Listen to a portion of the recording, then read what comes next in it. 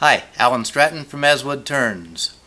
My granddaughter is having a birthday and she wanted it to be a wizarding party. So she, or at least her mother, asked me for some wizard wands for the party. So I decided, okay, well, what do you do for a granddaughter? You do almost anything for a granddaughter. So I thought, okay, well, let's make some wizard wands. And at first I thought, well, let's make something that is eccentric, an off-axis or sort of wood turning. But these are pre-teens. Maybe I should keep it very simple because some will appreciate it, others will probably not appreciate it beyond the party.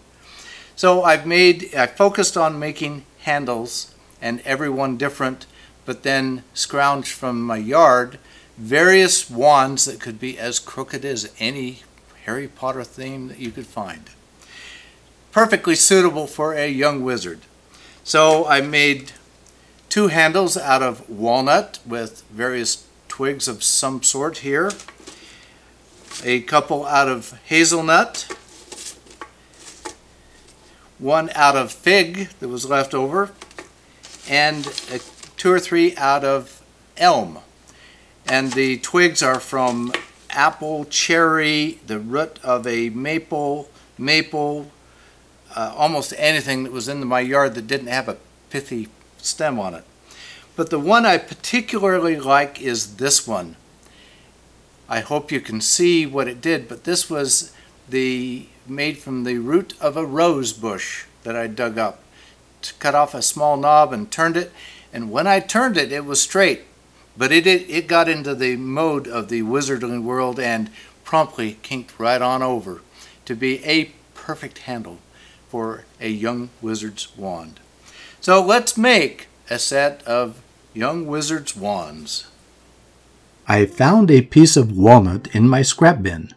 It was too wide, so I ripped it on the bandsaw to a width equal to its thickness.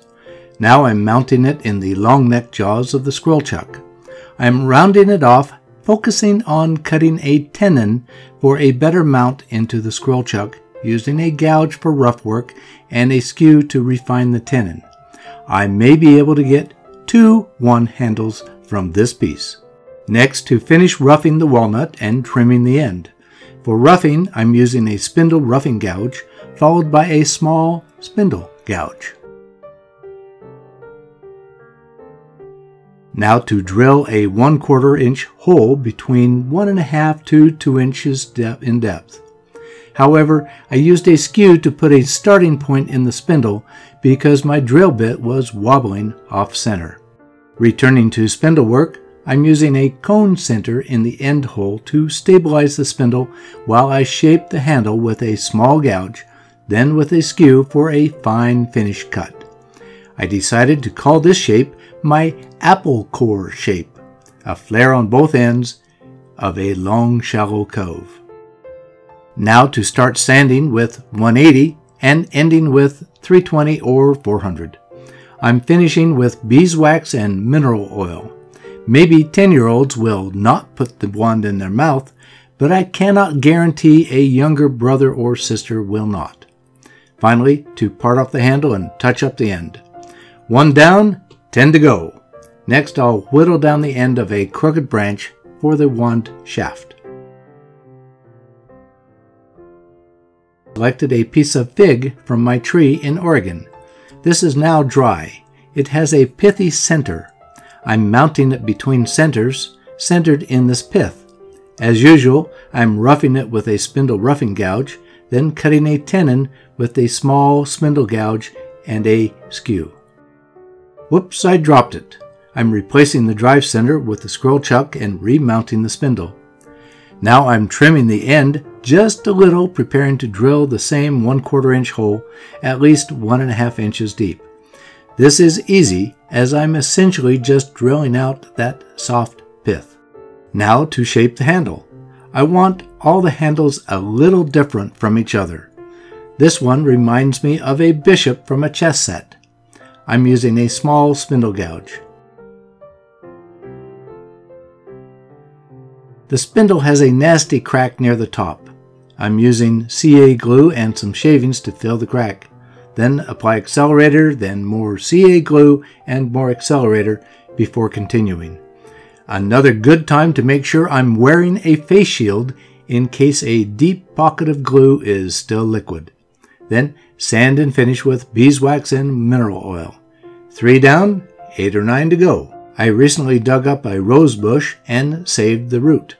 For this wand, I've cut off a small knob from the root and carefully mounted it between centers. The wood is very wet. I'm roughing it with a spindle roughing gouge, then cutting a very short tenon. I don't have much length to spare. Then mount it in the scroll chuck so I can drill the end hole.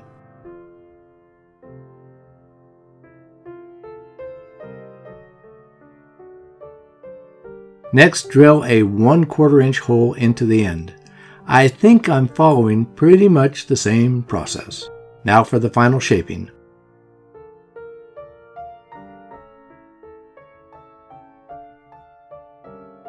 Whew!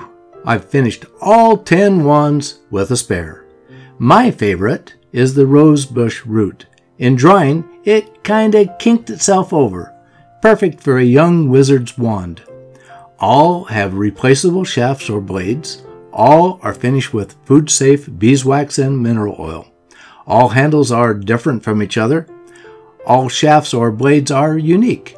I hope my granddaughter and her friends enjoy them and don't poke each other too much. How could I stop them?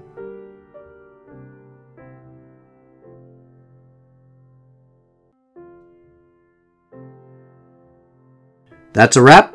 We'll see you again next week for another wood turning video.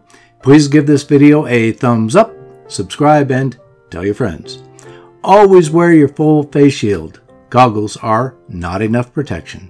Until next week, this is Alan Stratton from As Wood Turns. Let's keep turning.